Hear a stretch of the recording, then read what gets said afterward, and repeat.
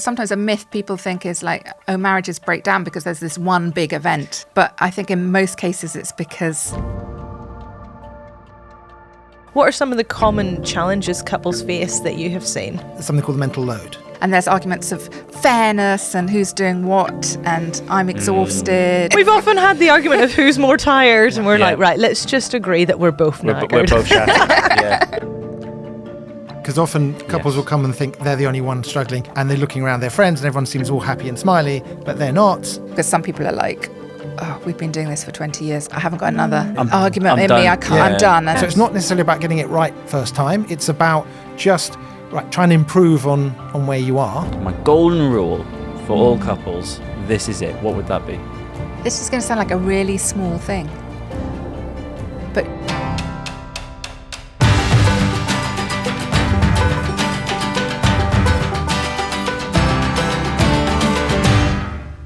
Hello and welcome to Couple Goals, the podcast where we talk to couples and experts about all things relationships. I'm Luke, this is LJ, and today we are joined by a couple experts, David and Sarah Abell. Welcome to the podcast. Welcome, guys. lovely to be with you. Yep.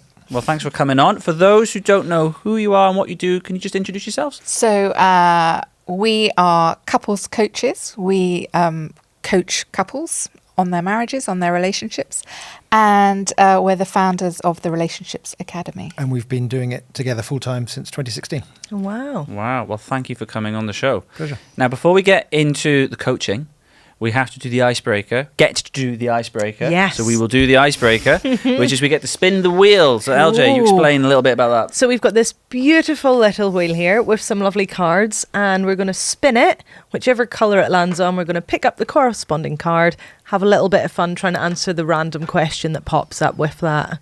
So what's the best colour to get? Oh, I don't know if there's the best. I don't know, really. So The pressure puts me on edge. we will find out. So let's give it a spin.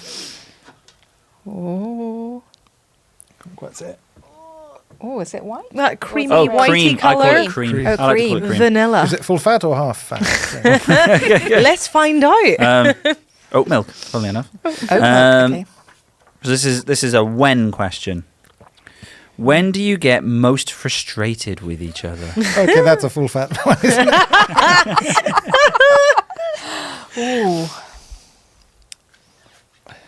Thank you for taking the lead on this one. Yeah, after you. Well, I could probably suggest when we're working together and you've written a good essay or letter, and the first thing I do might be was to say, oh look, there's a double space there, or you've missed a comma, rather than saying actually this is a really great article that you've written. Lead with that. That's probably quite a frustrating thing. But I'm answering for you there.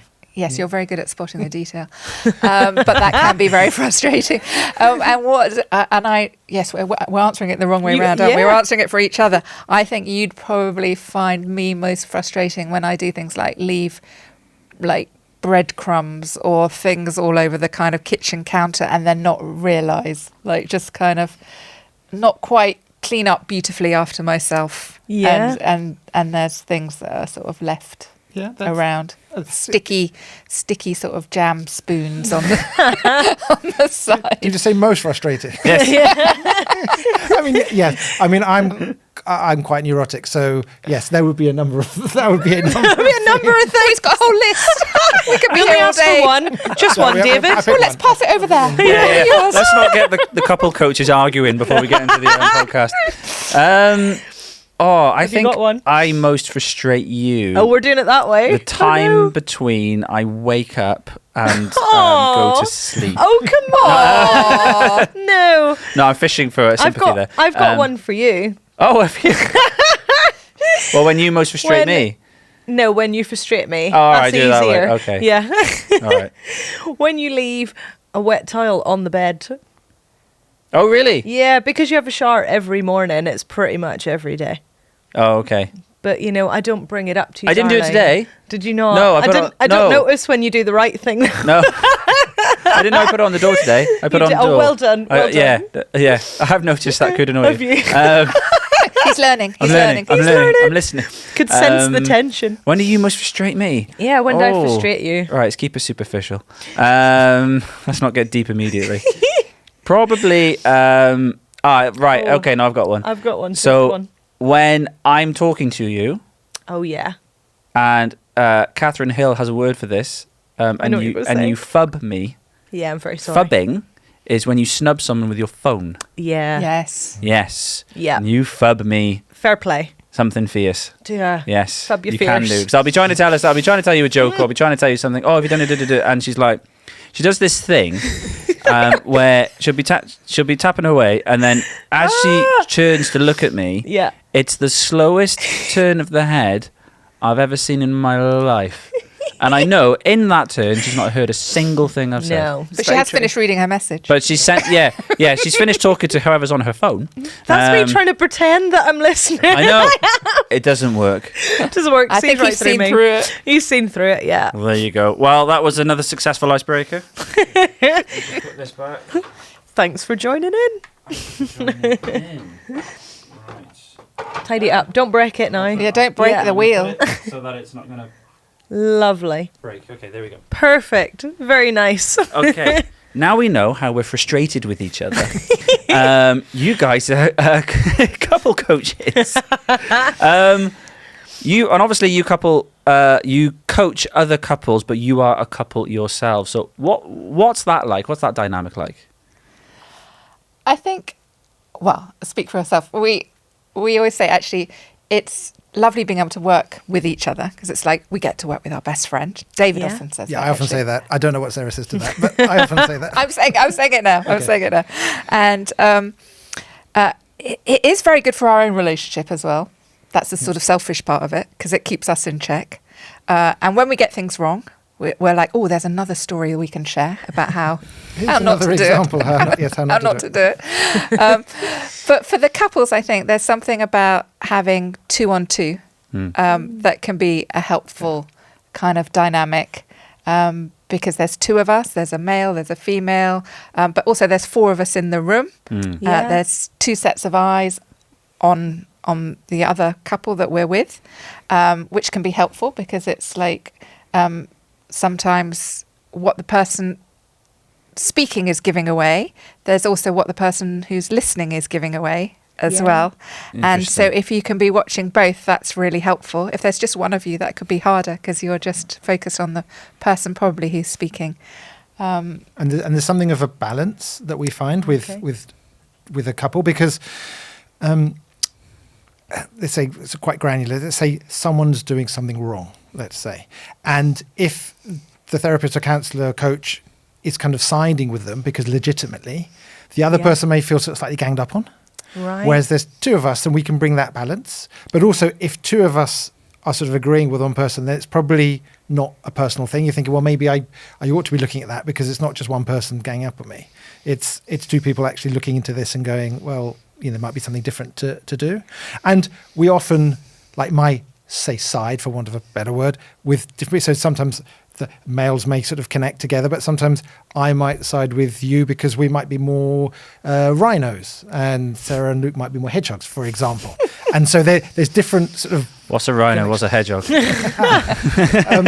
Often in response to sort of conflict, a rhino might sort of be upset about something, that kind of put the head down and charge, Right. bluster, lots of noise, lots of, and often just sort of will kind of, okay, I've got it out of the system. Okay. Whereas a hedgehog might sort of want to protect themselves and sort of crawl up into a ball, be quite spiky. Yes. It's not always sort of peaceful, but it's like, oh, leave me alone, that kind of thing in response to Yeah. conflict.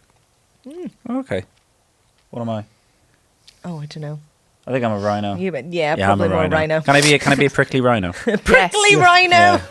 Or you could be an exploding hedgehog, one or the other. Oh, yeah. Sneak attack.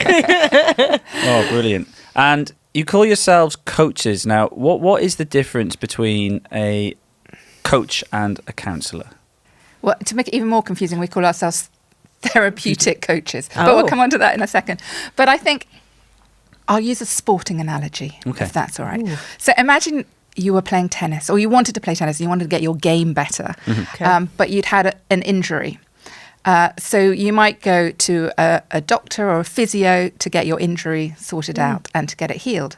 And so that would be a bit like counselling. You'd go to get healed, to take a past wound, how that's impacting you today, and you might go back and you'd look and get healing through that wound. But also, to improve your tennis, you might want to improve your performance. You might want to be a better tennis player, and maybe you're playing together. So there would be something about the dynamic between the two of you on the tennis court. So you might go to a coach or a personal trainer and say, how do we improve this? And they might help by looking at what you're doing, what are your habits. Maybe if they know about some past injuries, they'd be like, well, how are you kind of trying to alter your tennis to make up for that past injury? And how are you playing together? How are you impacting you? If one of you is trying to avoid doing the backhand, but the other's trying to avoid doing the forehand, and it's like there's this big gap in between you and the ball's going through, they might say, oh, hang on a second, like there's a big gap, you need to work on this together. So that would be the sporting analogy of, there's a difference between what you're doing. But I think these days there's much more of an overlap. Yeah, because it historically used to be counsellors say, oh, well, counsellors would look backwards and coaches look forward, but it's not as clear cut like that anymore. And as Sarah said, we do something that we call therapeutic coaching. So there are 5 common principles that you often see in any successful therapeutic intervention, and would be giving a couple awareness of their dynamic, cutting down their dysfunctional habits, improving their communication, giving them an opportunity to be more vulnerable with each other, so sharing what's going on behind the scenes for them, and celebrating the good stuff in the relationship. And if those 5 things occur, then you're more likely to get successful at the end of it, in the sort of the journey that we walk with couples. And you might see those 5 things either in counselling or in coaching. So there's definitely overlap. So there's crossover between the two. Or that can all happen in a 2-minute chat with your mate around the pub. And that can actually, you come back and go, oh, sorry, darling. And, you kind of make up just off that chat. So it doesn't have to be in a sort of professional or sort of serious matter. It can happen in any kind of interaction. That's really interesting. And do you find that people are more open to coming to coaches rather than counsellors? Like, in some words, to me anyway, the word coach feels a little more relaxed, if that makes sense. Like less intense, if that's the right way. Do you find that? Like, coaches prefer to counsellor? Yeah, is there less of a taboo with the word coaching as opposed to counselling? Yeah.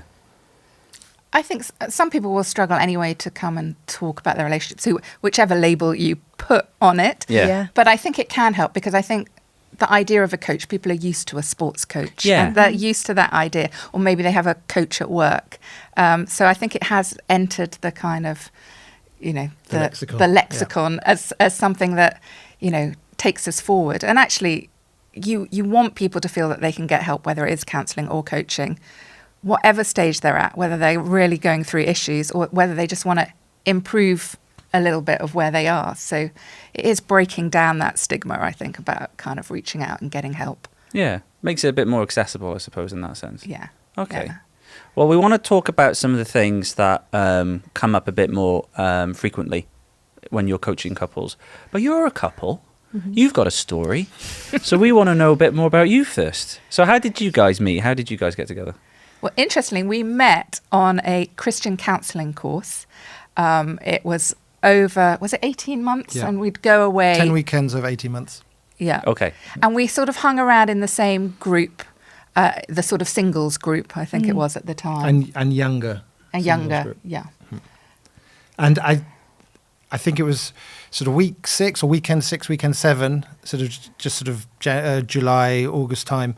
I started to get the sense, I wonder if she likes me. Because funny enough, on the first session, we were introducing ourselves in this big hall, and I turned around and I saw Sarah, and I thought, oh, hello. Yeah. And no, I thought, I'm here for the course. Right. I don't want to get into trouble. Okay. I just want to focus. Were there birds singing? Would it all go to slow-mo? No, it wasn't like that. It was just like, oh, yeah, it was just like, okay. Heart skipped a little beat there. I have to say, this was a story going on in his head, because I hadn't quite clocked this. I fancied him a bit. Anyway, Okay. if I had it wasn't a conscious thought. But it was helpful for me because I was thinking, well, she clearly she fancies me, so I need to. It gave me the confidence to think about asking her out, because if I wasn't sure, Yes, then you wouldn't. I might not have risked it. But I thought, well, so I had to make it straight. She clearly does, though. Well, so. she clearly does. Yeah. So I got it straight in my head. Do I want to pursue this? I think I do want to pursue this. I want to be intentional. I want to, Yeah. you know. So after the end of a session, I called her up and I said I wanted to get to know you better. And I said, that's very brave. And then invited myself round for supper to his flat. And also brave. Also brave. So I went round. We had a nice evening. And towards the end of the evening, just before I went, he gave me a little very chaste sort of kiss on the cheek. You. Casanova. Ooh. Anyway, in that moment, something shifted. And I thought, maybe I do quite like him. Ooh. It was probably about midnight when I got back. But two of my best friends were really excited I'd gone on this date. 'Cause I hadn't been on a date for about a year. And they said, you must let us know how it goes. So I wrote a text. Only I didn't send it to my friend Amanda. No. And I didn't send it to my friend Ali. No. So I'm there washing up and tidying up after the date, thinking, well, it went quite well. I wonder if I get another one. And it's my phone. Yeah. Oh, it's Sarah. Oh, already? So get the text and it says, pleasantly surprised evening. Will explore further. Lots of love, Sarah, with an X, with a kiss. Oh, that's a good review. There you And go. it was only... So I just thought, well, I knew she fancied me. Yeah. Clearly, there you go. It's There the you proof. go. Yeah. So I sent her a text back saying glad to hear it. Well, because I was. Yeah, of course you were. Well, yeah, you didn't know. Yeah. And it was only when I got that I realised what I'd done. And in dear. those days also, you didn't have it didn't keep a record No, of what exactly. you'd sent. It was a long time Yes. ago. It was a long time ago. Page you go kids. texting, hey? Yeah. Yeah. And, but I think what it did is it kind of fast forwarded all that does he, she, like me Yes. bit phase of the relationship. And don't do this at home. But we were engaged after 2 months and married 4 months after that. Wow, it did speed things up. Wow. Now, in terms of context, we had both been engaged before previously at different times, and that obviously hadn't worked out. 'Cause Yeah. we were there. Yeah. And on the counselling course, you're working through a lot of stuff. We spent a lot of Yeah. time together talking about things. So our relationship kind of got quite deep quickly in a way that Yes. it might not have done Yes. for like normal people. That's meeting true. In that Yeah. sense. Yeah. Yeah. Oh, that's really Worked out all right, though, didn't Yeah. it? I think that's the record breaker so far for fastest single to married that we've had on Couple Call. There you go. You've got your own record. I mean, we were definitely ready. Yes. We in that were sense, ready. Well, it's like you said. I think you were engaged before. I think you knew what you needed in a partner, and you've already discussed all the deep things through the counselling. So, yeah, it's kind of like you've cheated. We did cheat a bit. Jump the You queue We there. did jump the queue. You found the cheat code. But Find the cheat code. But it didn't we might have sped things along to start with, but it didn't mean that everything was like perfect. No. In that Yeah. sense. No, well, that's a good segue back into coaching. Thanks for that. Thanks for that. Yeah, something I'd really like to know. With your experience of coaching couples together, what are some of the common challenges couples face that you have seen?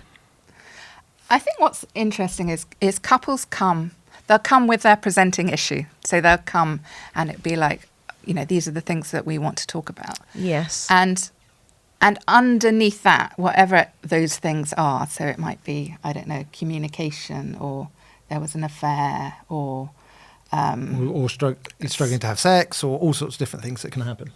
or we're, feeling that we're sort of growing apart at the moment. But underneath that, I think the key is connection and what is going on with the couple in terms of connection, and are they feeling disconnected, and also what happens to the couple when they're disconnected. And so for all of us in all our relationships, we'll have times where we feel disconnected. We know that can happen to us. And for every couple that we talk to, you'll find out that there's a kind of dynamic that plays out when they're feeling disconnected. And then how they behave with each other in that disconnection, and how one person chooses to protect or protest in that disconnection will probably set the other person off. And then this creates a whole kind of dance. And so it's like, there's what they come with, and then there's what's going on underneath. And as we said earlier, like we talked about one of those first principles, and that there's always a dynamic. Often Right. people might come, oh, well, yeah, we have troubles, but it's their fault. It's not my fault. Yes. And actually, that's, I mean, yes, technically, if they didn't do the thing that winds you up, then you might be less cross with them, and then you'd be happy with them, and you'd be more connected. That's true, but you're probably doing something to wind them up. So again, it's definitely a dynamic. It's you're creating a dance together. And as Sarah said, when you get disconnected, one person does one thing, the other person sighs, the other person rolls their eyes, and then they're in that sort of regular, the thing they argue about all the time. And that downward spiral. Yeah. And they know the steps. You know that dance. I do this, you do that. You did this because of this. Well, I did that because your mum said this, and then you're in it. Yeah. Okay, so they come up, there's a dynamic. You're trying to break that dynamic. Is that what you're attempting to do? Well, I think you're trying to get them, to realise the dynamic. Okay.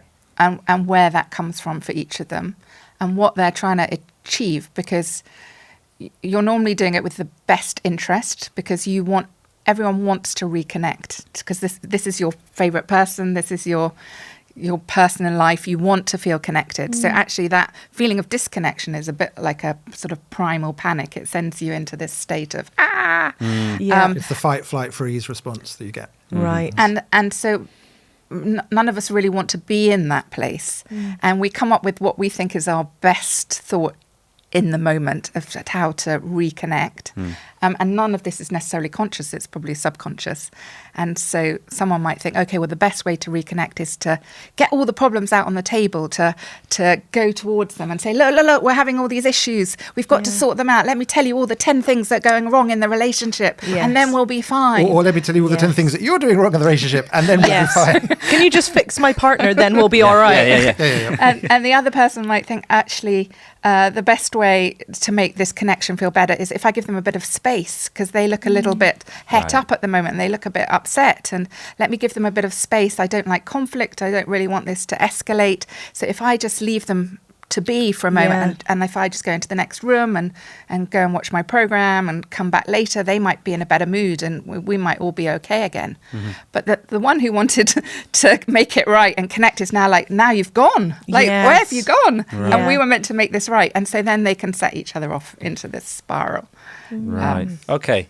So that's something that you see pretty much with all your couples. I think with every couple. Every couple has a dance. And actually, it's not just necessarily a couple. It's any sort of close relationship. So you can see that with parents and children. You can see that with close teams at work. That can happen I suppose too. like employer-employee, there's even that dynamic necessarily. I mean, it might be depending on how they work closely together. Close together. So as long as you're like close together, you're going to have this dynamic. And it won't always be that there's one who goes towards and one that goes away. You might have two that go away, and then you've got very indirect communication going on and no one's tackling the issues. Or you might have two that go forward. That could be more balls fiery. in the china shop. That could be more, interesting. And So that's something you see across the board. What are the other more common things that you find you're frequently having to coach couples through? Well, the interesting thing with Sarah talked about couples present with stuff, but then there's sometimes something going under the surface or something comes up later. A common thing that we often talk about but isn't always the first thing that people bring to the table is something called the mental load. And it's often, but not exclusively, the woman that carries a lot of this mental load. And it's things like play dates, doctors' appointments, all the kind of who's buying the presents for the family birthdays, all school admin, all of that stuff. That was said so knowingly then, wasn't it? She's like, I don't know what you're talking about. I feel so seen. Absolutely. Fantastic. I think they call it like the invisible labour. So it's the stuff that's going on in your head that someone wouldn't necessarily see from the outside, but you're just carrying all these balls at the same time. Yes, jumping into the nursery WhatsApp group. Oh, man. Don't get me started on the WhatsApp groups. So how does that kind of present itself? So couples aren't aware that the issue is mental load, but that's something you discover in a session with them? So often people will say, often you see this with couples with young children, and they're like, this feels really hard, and there's arguments of fairness and who's doing what, and I'm exhausted, or well, I'm also exhausted. I'm more exhausted. I'm more exhausted. I was going to say we've often had the argument of who's more tired, and we're like, right, let's just agree that we're both knackered. We're both shattered. Yeah, I know. But as you get on, it's not so much necessarily who's doing what and the roles, but also like what you're carrying in your head. Can you switch off from what's going on in your head? Yes. And we realised this by accident years ago. It was before our son was born. And we were driving down the motorway, and for some reason we thought it was a really fun game to play. Express what's going on in your brain right now. Like what's going on in your mind. Right. So I started and I was like, oh, it's my friend Amanda's birthday coming up, and have I got any cards? And I really should go to Amazon and buy a whole box of cards, because that would be easier, because I've got all these birthdays coming up, and that would be less expensive if I've got all those birthdays. And then it's Mum's birthday coming up as well, and it's a big one, and are we going to do a party? And should I speak to, a said relative about whether we should do a party together and what that would look like? Oh, party, yes, I remember that we're meant to be, I haven't replied to that invitation that we had last week about going to that party. Anyway, this went on, and David goes, that sounds rather tiring. That's a lot, isn't it? I feel like you're looking into my brain right now. And then I said to David, so what's going on in your brain as you're driving along? Oh, dangerous question. Well, this was before the era of sat-navs, because it was a little while ago. Yeah. And I'm sort of driving thinking, well, we're on our way to Devon. We've got about an hour to go. And I was looking at the speed limit, and I'm thinking, well, if we're going at this speed limit, then it will take us there. But there's some traffic coming up. Yeah. So this is going to slow us down a bit. So that means we might be a little bit later for that. You're thinking about the journey. Yeah. And then, but actually that car that I passed that car. So maybe what are they doing? Yeah. What have they got up? Where are they winning? Yeah, exactly. So it's like, it's all that kind of thing. So it was quite, I love it. I mean, there was still stuff going on, but it was immediate. It was literally one focused task. That reminds me of a sketch. You may have seen it. It was a sketch on TV where there's kind of like they're pretending they're on a news show, and they go, we're just going to go to a couple who've had a big falling out because she dared to ask her husband, what are you thinking right now? And we're just going to go to that couple now, and she's there saying, I just thought the sun was setting and I'm just so in love with him right now, and I thought, well, isn't this a really good moment, and I thought he'd say something like, I love you so much, or I can't wait for our future. But that's not what he said. And he turns to him and he says, wouldn't it be interesting to live like a pig? Because we just walked past some pigs. And I'm like, yeah, sounds about right. Oh, it's so funny. And like on that though, do you find that there are some differences between men and women in the way they deal with mental load? Is that a thing? Yeah, we're wondering about pigs. We can only take the sample size of what we see with the couples that we see us, but we'd say that is quite a common theme. So actually, we've to give David his due, we've been very kind of egalitarian. Is that the word in our marriage in terms of who does what and how we kind of share out those roles? Yeah, sharing the load. Yeah, between and them. I remember when Jed was young, we took turns looking after him, and one of us would work, the other one wouldn't, and that kind of swapped over. We've done all sorts of combinations. So we've both worked at the same time. Neither of us have worked at the same time. One of us has worked and the other one hasn't. So we've done every different combo. We've had a few combos over the years too, haven't we? We've had a fair few combos. Yeah, no, definitely.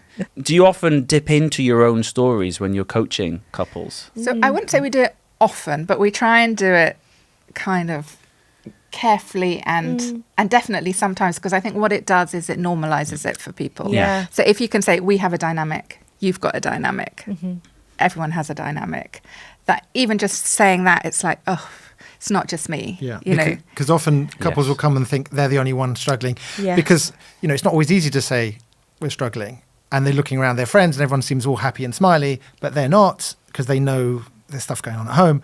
And so when they come to us, we say, actually, what you're going through is really normal. And you may not see people's backstage where we talk about their dances because you don't, because it's not often that you share. But we do, because every couple that we see has one, because we know that. So they kind of, it's not just us. And that can be very sort of reassuring and sort of let them go, okay, breathe out. We can do something about it if it's not just us.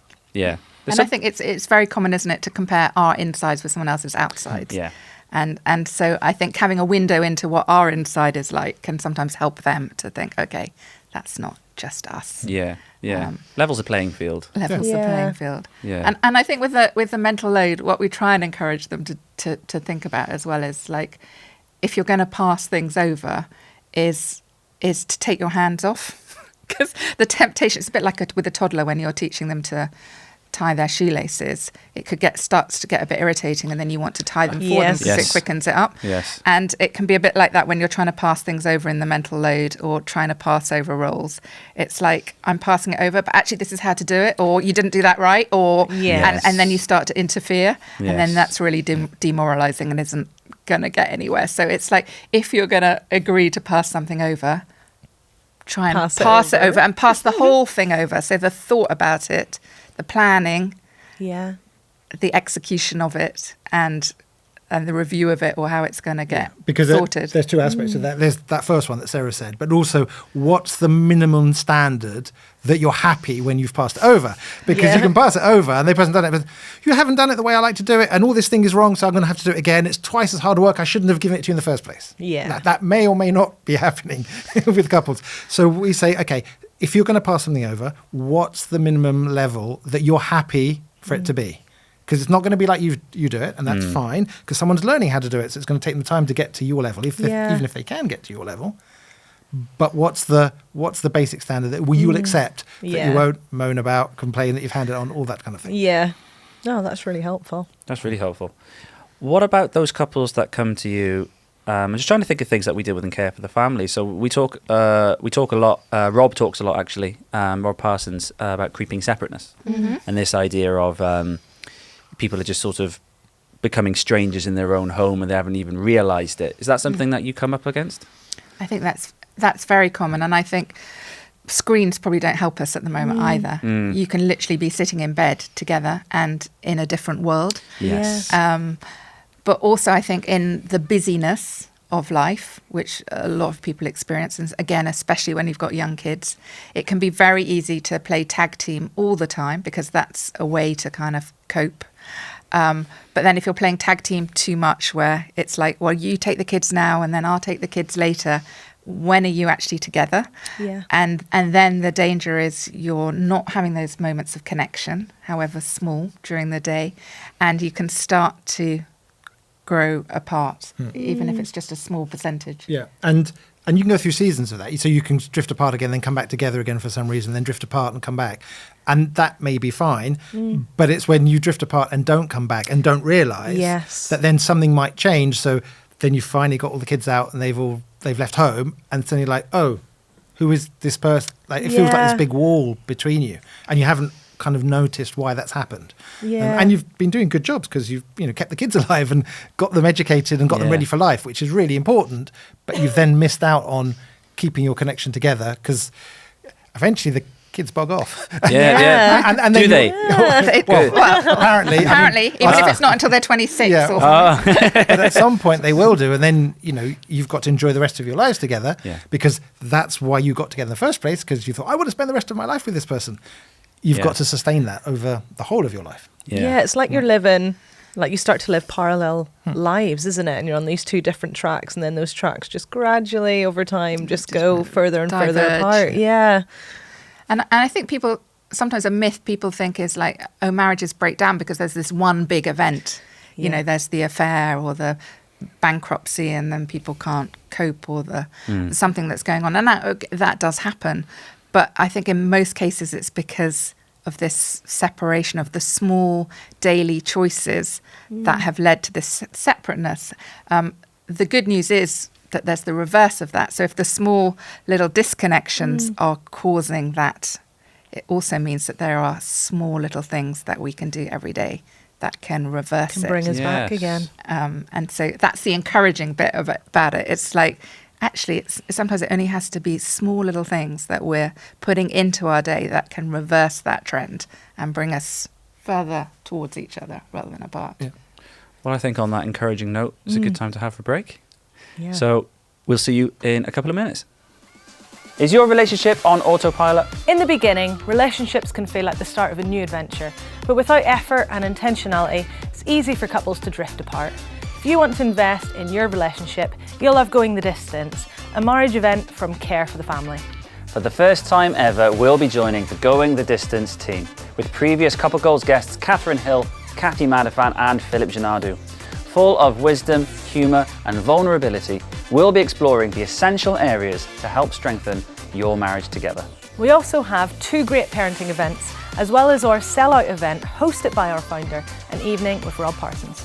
All our events go on tour across the country, so to buy tickets or for more information, go to cff.org.uk/tour events. See you there. Welcome back, everybody, to Couple Goals. Before we carry on with the conversation, something we find really important, actually, when we talk about these sorts of things, is the importance of sharing. Yes. And subscribing. Would you guys have anything to share on that? I think it's very important to be intentional. Yeah. And so whether you're liking, you're sharing, Yes. or you're subscribing, Yes. I think that's a really important thing, a habit to build. And one way you could practice maybe today. Yeah. And every day. And every day. Like, share, subscribe. To Couple Goals. To Couple Goals. Oh, I love that. You heard it here first. Like, share, subscribe on Couple Goals. You've had it from the expert.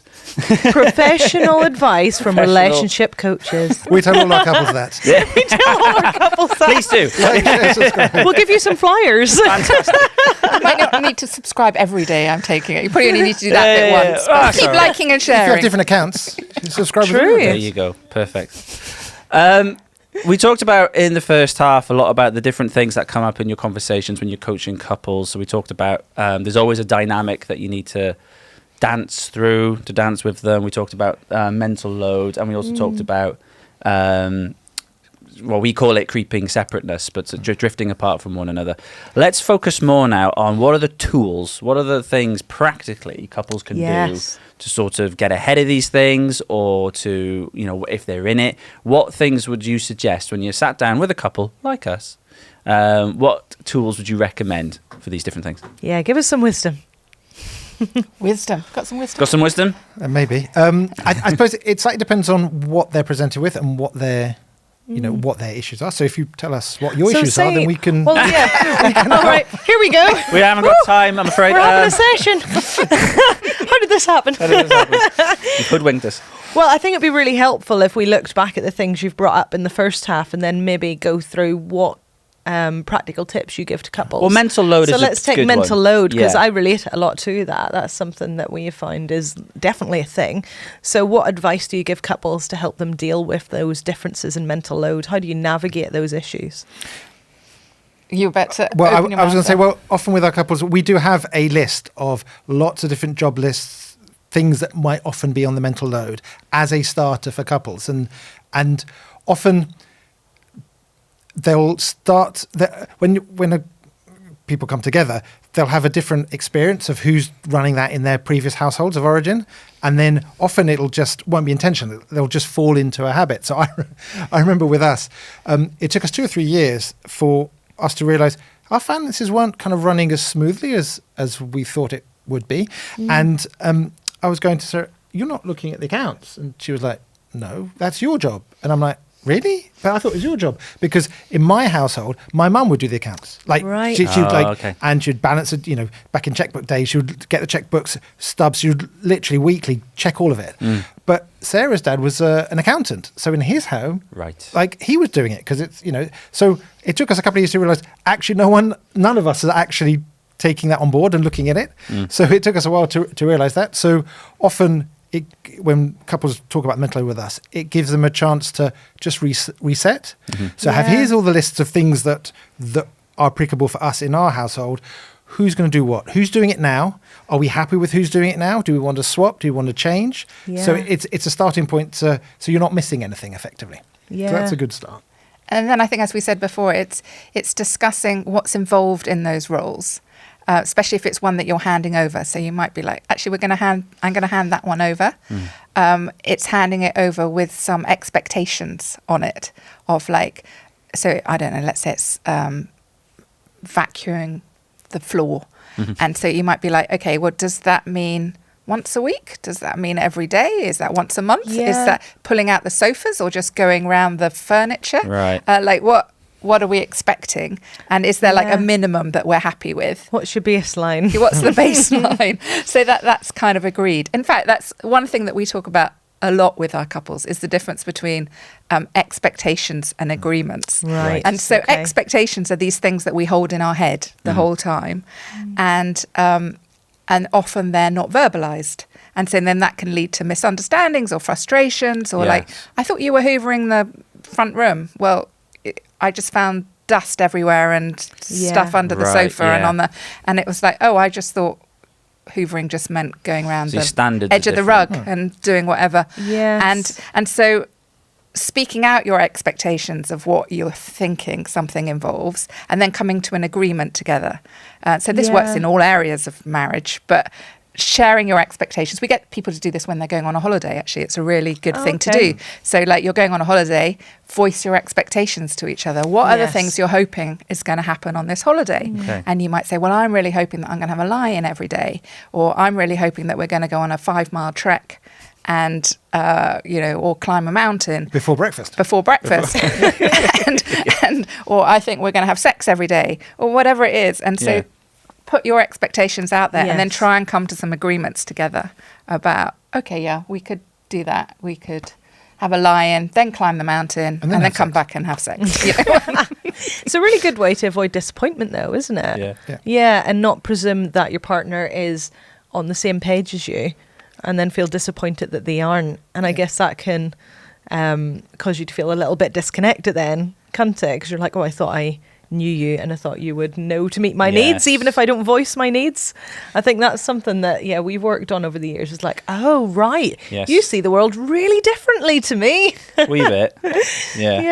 And being able to just voice that, and then like, okay, right, we're learning a little bit more about each other now, and being able to communicate those things can be really helpful, can't it? Because we find most of our couples don't have the mind reading skill. I know. Wouldn't it be so handy? I feel bad for them. It's a superpower that I don't think any of us were quite blessed with. But, I know.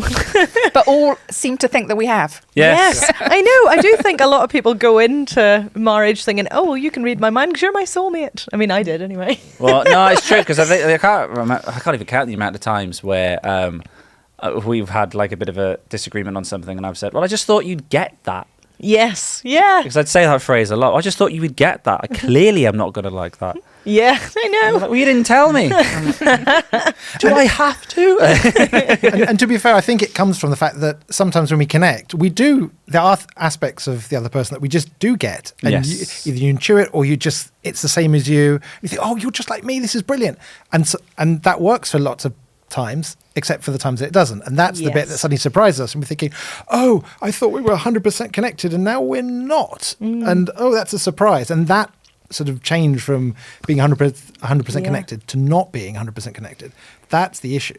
But let's talk about connection. Well, let's move on to that, actually. Is that something else we mentioned in the first half? Yeah, because more importantly, we think that every couple is going to be disconnected. Yes. It's not about being disconnected. It's about making sure you reconnect 100%. Yes. Because often, we talked about also creeping separateness. You disconnect and then reconnect, but you reconnect 99%. That's all right. I mean, you only miss each other by 1%. It's not a big deal, really. And it isn't.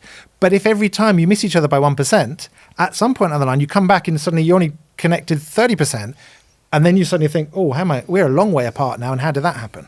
So making sure you reconnect properly, that's more important than trying to avoid the disconnection. I mean, it's good to try and avoid disconnection. You don't want to have the same arguments without resolving them all the time, because that's a bit of a waste of time and it's heartbreaking. But if you can reconnect, then it slightly doesn't matter what comes down the pipe at life, because at life anything can happen, let's be honest. But if you can reconnect and be on the same page with it, then actually it slightly doesn't matter, because you're always going to be best friends again at the end of whatever that thing happens. So how do we reconnect? Good question. So I think it helps to revisit a disconnection and to talk that through. I mean, part of it is there's probably a point where we're like, are we friends again? Are we willing to have this conversation? Are we willing to come back together? And in some relationships, one person might be the person who initiates that coming together more than the other person. But at some stage, there's normally that, are we friends? However you might say that with each other. And it might just be, oh, I've just made you a cup of coffee And that's Yeah. on my Surprise. peace offering. Surprise. It might be a peace offering. Someone might verbalize it and just go friends, or people have different ways of making up, I guess.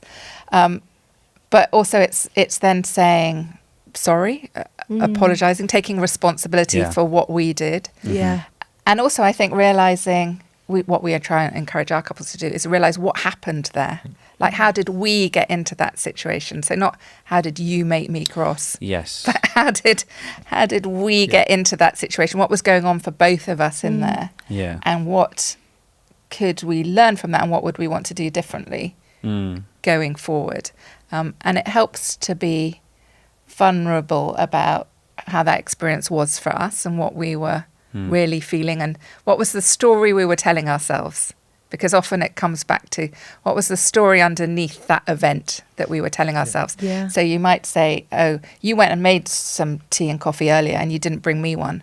And so the story I was telling myself is that you don't care, you don't think about me, that you were being selfish. Yeah. And actually when you explore it, so I might say that to David, the story I was telling myself, and you might say, I was about making a cup of tea and I thought about you to make the cup of tea and then the door went. So I just left it and then I went and got distracted by that. And then my tea was half cold, but I just grabbed it and I'd just forgotten about that. So it wasn't that I don't care about you. It's not that I don't love you. It's just that moment I got distracted and I didn't make the tea. I'm really sorry. Can I make you something now? So there'd be a sort of restitution of the wrongs in sort of the tea gate. Yeah. In that sense. yes. So I think a lot of it can be the narratives, the story that we're telling ourselves. And it can be even like where we end up arguing with a caricature of each other rather than the reality of one that you've created. going on, that we've created. So I've now created this selfish person who doesn't make tea for me, where actually that's far from the truth. And sometimes we have to break down those caricatures. So I think by sharing what was the story I was telling myself, what was going on underneath, we can start to break down some of those caricatures that can get in the way of our connection. And particularly when you're sharing it in a space, in a headspace, a mental space, where you're not like where you were before. Because at the moment that Sarah said, you didn't bring me a cup of tea, you don't love me, she's probably not in quite the same space as when we're talking about it afterwards. Now, with our couples, we talk about sort of traffic lights of disconnection. So green is fluffy clouds, rainbows, everyone's good, everyone loves each other, everything's fine, we're on the same page. I like green. Yeah. Green's a lovely place to be. Great. And that moment where you're thinking, why didn't I get a cup of tea? That person must not love me. You're probably not in green because you're telling yourself stories about the other person that are probably not true. Making assumptions. Yes. And we talked about fight, flight, freeze. Your brain's probably gone somewhere. Right. In that moment, the panic. We were best friends. We were 100% connected, but we're not now because they didn't bring me a cup of tea. So something's wrong. Maybe our marriage is over. Like you can catastrophize and sort of spiral in all sorts of different ways for all sorts of different reasons. So at that moment, we try to get our couples to revisit that experience, that story, but in green. So they're talking to each other and listening in a very different way than you would do because you're not fight, flight, or freezing. Yeah. And when you're in that spot, you can't really have a good conversation. So that would be the red, and amber's the bit in between where we transition. Some people can spend 1 second in amber, go straight, do not pass go straight to red. For us Monopoly lovers out there, do not collect £100. And for other people, they can stew in amber for days, if not weeks, and then they might go to red, or they might be able to pull it back and go back to green. Yeah. But the thing is that once we're in red, our rational part of our brain has switched off. It's gone on holiday. It's not there. Yeah. But yet that seems to be the moment when people think this is a really good time to have a discussion and get it all out there. But actually, we're not going to be able to do any justice in red. Yeah. David has a slightly corny phrase that he likes to use. Oh, do share. Yeah, well, we talk about when in red, the conversation is dead. Okay. But when in green, I hear what you mean. Oh, that's not bad. I like that. It's a bit cringe. I love a bit of nothing poetry. rhymes with orange. So we'll just no. Well, I don't know. When you're amber, you want a pamper. Yeah. Okay. Ooh, okay. I'm sort of like, it doesn't really rhyme, but okay. But yeah, so we try and encourage them to realise that when you're in red, you're just not going to get anywhere in a discussion. And in fact, you're probably going to do more harm than good in that sense of we're probably, once we're in red, we're going to kind of generalise. We see things, the world in black and white. Yeah. It's a lot about you and hunt the bad guy. You're definitely not on the same page. You're definitely not a team anymore. Yeah. Okay. And so it's very hard to get anywhere in those conversations. And in fact, what probably then happens is you end up falling out about what happened in red rather than whatever the original issue was that you were struggling with together. And so you can then spend your time repairing about, well, what you did or said in red, rather than actually I was upset about the fact that you didn't bring me a cup of tea. That could get forgotten. Yes. Right. Yeah. And so it's trying to unpick these harder issues when you're in green. And then it's amazing. We see with our couples, we get them to talk about things that maybe even happened like a long time ago when they were dating or something. But when they talk about those issues that could be really hard and sometimes fire up in red, it's like, and another thing, and remember when that happened when we were dating, and they never get anywhere with that conversation. But if you take them back there in green, they can get to the end of the conversation and they can share, actually that was really hurtful when that happened and I felt really sad or let down, or and they can really hear each other and really understand. And when you're vulnerable, it elicits compassion in the other person, and they're more likely to move towards you and give you what you need in that moment. Whereas if you're in red and you're firing off at each other, or someone's going into the next door room because they don't want the conflict, you're not hearing whatever it is that they want to. Because we talked about sort of people pursuing or withdrawing earlier. So often the withdrawer sees the pursuer as this big angry bear coming at them, but actually the bear's got a little bit of a thorn in their paw, and that's but they're not presenting like that. Often the sadness or the fear is what's going on for them deep down, but actually they're presenting with anger. Because it's said that anger's sort of sad's gatekeeper, so it's a lot easier to be angry. But because that inhibits the fear response. But actually, if you can still the anger a bit and actually share what being more vulnerable, and we talked about that earlier as well, the other person's get to go, oh, I thought they were angry, but they were really sad. Right. And if someone's coming to when they're sad, it's easier to sort of scoop them up. So, with your kids, when the kids are sad, you say, oh, come, let me make it better. When the kids are having a tantrum, you're like, I'll just let you finish your tantrum and then I'll come and... a lot less patient when they're screaming at you. Exactly. And the same with when we're older. Do you have any recommendation then of how do a couple create a space where they can have that healthy conflict resolution? How do you go from red to having a green conversation? How do you do that together? Do you mean like at home? Yeah. How do you create that? Yeah. How do you create an area where you are going to have a healthy conversation about that conflict? Yeah. I think first of all, you want an awareness of that dynamic to understand that you're in red. So having that language of being able to say, I'm in red, this might not be a good moment to have said conversation.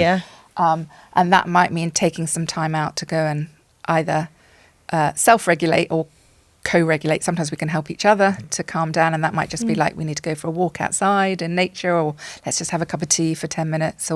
But self-regulation might be, I need to go and take a breather, or... you might need to give it a little bit longer than 10 minutes, because if you're in red, adrenaline's flowing through your body. It takes a little while just for that to physiologically to calm down. So it might be 20 minutes, half an hour, just so you can, back to baseline again, and then you can reattempt that conversation. What we'd always recommend is whoever pauses the conversation because they realise that they're amber red is to be the one that initiates the redo of the conversation, to come back and say, let's talk about this now. That's a good tip. I think that's helpful, because sometimes if the person wants to avoid conflict, they could be easier. So we're pausing this, we're not talking about it. Now's not the right time. And then you don't come back. But they have to suggest a time when is. So I think, that's one thing, is being aware of when you are in these different states and realising that talking about stuff in red is probably not a great idea. But also trying to keep ourselves in green is about investing in our connection and doing a lot of the things that keep us in green.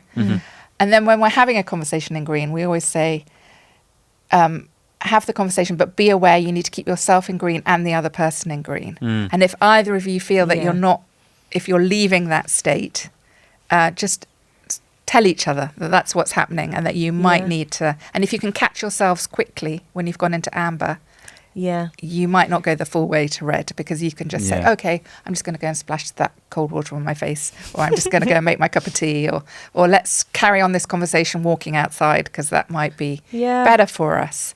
And we get our couples to talk to each other as well about, what are the things that each of us need to have those kind of conversations in green. And those will be different for each. So actually someone might love going for a walk side by side, whereas someone else might be like, actually what I really need is eye contact. Can we sit on a sofa? Because I want to see you as we're talking about difficult things. Yeah. So it's knowing what each other needs to stay in green, and that will be different for each of you. Yeah. And I think keeping the other person in green is something that's not obvious, because I'm calm. I can share, but if I share it in a way that sends you into red, then I've lost you, and that doesn't. Not that we want people to be self-serving, but if I can't keep you in green, I can't share with you the thing that you've done that has upset me, or that I don't like, that I'd like you to change, and therefore, like, the other person might be going, "Oh, I didn't know that," right? But if you can share it in a way that doesn't make them defensive or send them off, then it's advantageous for both of you. Yes, absolutely. If you're both in green.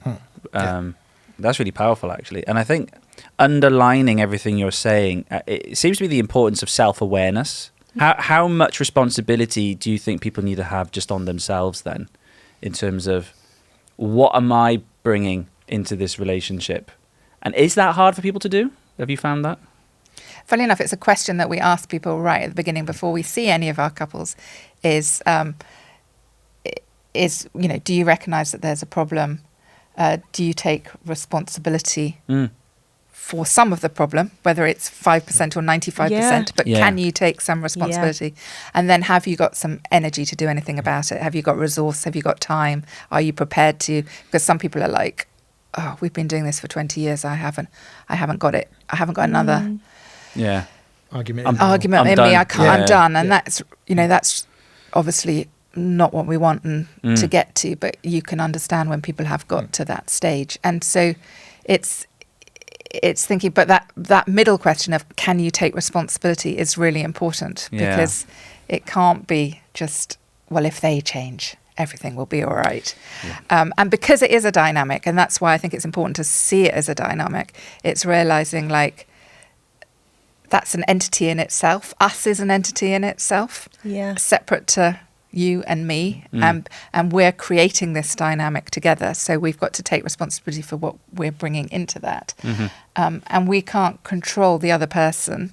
We can't make them change, but we can change our steps in the dance. And if we change our steps in the dance, they can't do the same steps that they were doing anyway. They're going to have to change and adjust, because it's not going to fit into the same old grooves that it was in before. And sometimes they have, the couples, well, not sometimes, they always have to figure out a new way of doing it. So it's not necessarily us saying, you do this, this and this, because it's their marriage. They need to decide, what works best for them. But they know that, okay, if I take a step back, then you take a step forward, that doesn't work for us. So rather than me taking a step back to start with, I'll take a step to the left. And it's like, oh, does that work better? Actually, it does. So you take a step to the left, I take a step to the right. Okay, that works. And then you're building a new habit, a new step. It might be, well, let's take a step to the left. Oh, no, that's even worse. So, hey, let's not do that. Let's not do that again. We're going to fall. But then you've worked out something that doesn't work together. Yes. So it's not necessarily about getting it right first time. It's about just trying to improve on where you are. And then working those steps out together. And sadly, because of life, the steps will change. What worked for you in one season of your relationship won't work in others, because kids come along, and then and then the kids aren't kids anymore, they're teenagers, and there's a different set of issues to deal with. So it's about the communication and the willingness to be flexible and change and keep sharing those expectations with you in every season. That will help, just navigating that. And have you had couples, I'm just thinking, I can imagine couples listening who one of them is very aware that, okay, we need to sort something out here. This has been 15 years or whatever it is of one direction effort. And then the other person is like, I don't see what the problem is. I don't understand. Why do we need to have this? Have you had many couples like that? 'Cause I'm just trying to think, let's give some hope to these couples. Have you had couples come on, and have you seen progress in those relationships where, as we've said, one of them just doesn't get it and the other one is like, please help. I mean, I think when people come and see us, we want them to see it a little bit. Yeah. Otherwise, it's hard to work with. But I think, I remember I did this course ages ago, which was how to save your relationship in 30 days if it's just you working on it. Wow. And Interesting. And I think what's interesting is, and this is probably where the hope bit comes in, it's again, if you can change your steps, Yeah. if you can do everything that you can do to do something different. And I remember there was a well-known marriage therapist, and she said, if in doubt, just do 180 degrees from what you do now. So whatever you're doing, do the opposite. Yeah. If it's not working If you're at all, if you've got no ideas, you've got no clues, and it's not working, just do the opposite and see what happens. Because in one sense, and I suppose what would work about that is that you've changed the steps. You know, Completely. you've completely changed the steps, Yeah. and so then the other person is going to have to do something different Yes. to accommodate your new movements. Yes. And you're going to have to work that one out. So I think we're always in control. We've always got agency to change what we can change. Yeah. We can't force someone else to change. But by changing, we alter the dynamic in the relationship. I'm just grinning because you said I did a course, How to Save Your Marriage in 30 Days. It wasn't, you actually wrote the course. It wasn't like you did it because How to Save Your Marriage, our marriage on your own. Oh, no. Without me. I just want to make that clear. I wrote the course. Yes, yeah. Sorry. I'm fully aware of the stuff that I do, and we work on that together. Just to clarify. Yeah. Clarify, she wasn't writing this about me. It's not about me. It's not about me. But I know what to do if I do. Oh, Obviously, yes. clearly, You're ready. You're I write you a prepared. course. Is there, would you say, I think whenever I think of relationship coaching or counselling, I think you often think that you have to be in a place of dire need before you seek that out. Do you find that's the case with the couples that you coach, or would you say they come to you a little bit sooner in the process, or do you have any recommendations in regards to that? Yeah. So often we see couples that it takes them about 2 years to go from first struggling to actually making that jump. So we'd often say to couples, like, it's been 2 years, but anyone out there, just don't wait. If you've been thinking, if there's been something that you're struggling with, if you haven't got on top of it, like, go get some help, because there's plenty of good people out there. And then it just saves you 2 years of being frustrated, a disconnection, if you can't get on top of that. Yeah, so the earlier you go, the Well, better. the earlier is always better. And also I think it's interesting when couples come to see us, we do some preliminary work first, and often they feel less in crisis, or they feel better, and then they're like, oh, do we really need to go back and visit old wounds? We're in a better place. And that's a bit that's slightly counterintuitive, because when you're in a bad place, you want to deal with the stuff, because it's not, you can't hide it under the carpet. You're always tripping over that thing that you haven't dealt with. But when you feel a bit more connected, well, you can slightly live with that because you're feeling connected. Often it's said connection's a bit like a clothesline. So if your connection is strong, you can hang lots of washing on it and it will hold, and it's fine. You're a lot more resilient. When you're feeling disconnected, that washing line is all frayed and patched up, and you put one thing on it and the whole thing collapses. So when couples are in a better way, that's a great time to look at stuff, because you're more resilient, you're more robust, you can stay in green for longer to deal with those issues. But when you're in red, you want to deal with them, but you're less capable to, because you're going to trip over yourselves. You're always going to argue a lot more. So you want to stabilize couples a little bit, and then now you're in a good place. That's great. You love each other. That's great. You're connected. That's great. Now let's look at the stuff, because you can diffuse these landmines better when you're connected. We've got one more question to ask you, and this is, I think, if someone skipped to the end of this podcast, and you had one thing that you think would be applicable to all couples, and you think, if there's one bit of advice, my golden rule for all couples, this is it, what would that be? This is going to sound like a really small thing, but showing appreciation to each other is really important. And this is homework that we give our couples quite early on, is we get them to speak appreciations to each other. And that's not just, oh, you're really kind. It's quite specific, so we're quite specific about it. Yeah, So because that's more gratitude. So Yes. thank you for bringing the cup of tea. Yes. That's good. Like we don't want to skip that. Yeah. But the appreciations is more, because often it's after the event, looking back.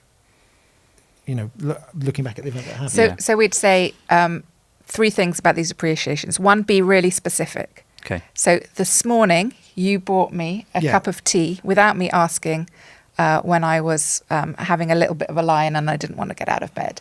So that's specific, like what happened. Then the next bit would be, how did it make me feel? So you bringing me that cup of tea made me feel loved and looked after. Yeah. And then the third bit is, what does it tell you about the other person? And you might say, it shows you that actually we were both tired, like the kids a bit up all night, but you were tired too, and you're self-sacrificial and kind, that you'd be, let me have a snooze while you went to get the cup of tea. So it reminded me that you're a really kind person and that you're caring. And so you're calling that out in each other. Sort of speaking those kind of words of life over each other and remembering those really good things about each other, because sometimes we can get caught up in the frustration, what's not going right, all those different things. And what appreciation does is trains our brain to remember the good stuff. And sometimes we know the good stuff in our brain, but we're not communicating it out loud. Yes. So then verbalizing it. And also, if you're trying to change your dance, the appreciations are a really good feedback loop of, I've put in this effort and you've noticed it. So I'm going to do more of that, because obviously that's making a difference to you. Yeah. Or if you don't mention it at all, then why bother? Don't put that effort in if it's not landing and it's not going to make a difference. So if I'm busy hoovering the carpet 3 times a week, but that doesn't come up on David's appreciation list, well, maybe there's something else that he would appreciate more, and it might take up less time, less effort, and would be more effective. Yeah, and the appreciations also help train your brain, because there's so much input that our brains are taking in. There's too much information. So most of the time we filter it all out.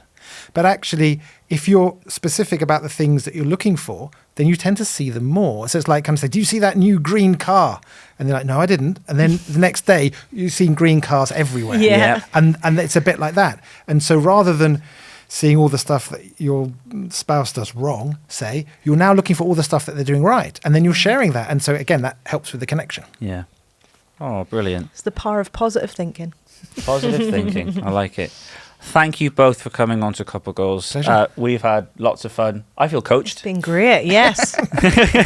Lots of takeaways. Brilliant. If anyone wants to discover where you guys are, if to get in touch with coaching, was the best place to do that? Relationshipsacademy.com. Yep. Relationshipacademy.com. Relationships Academy. Relationships. Yeah, with an S. With an S. Perfect. Relationshipsacademy.com. David, Sarah, thanks for coming on. Thank you, guys. Lovely to be with you. Thank you.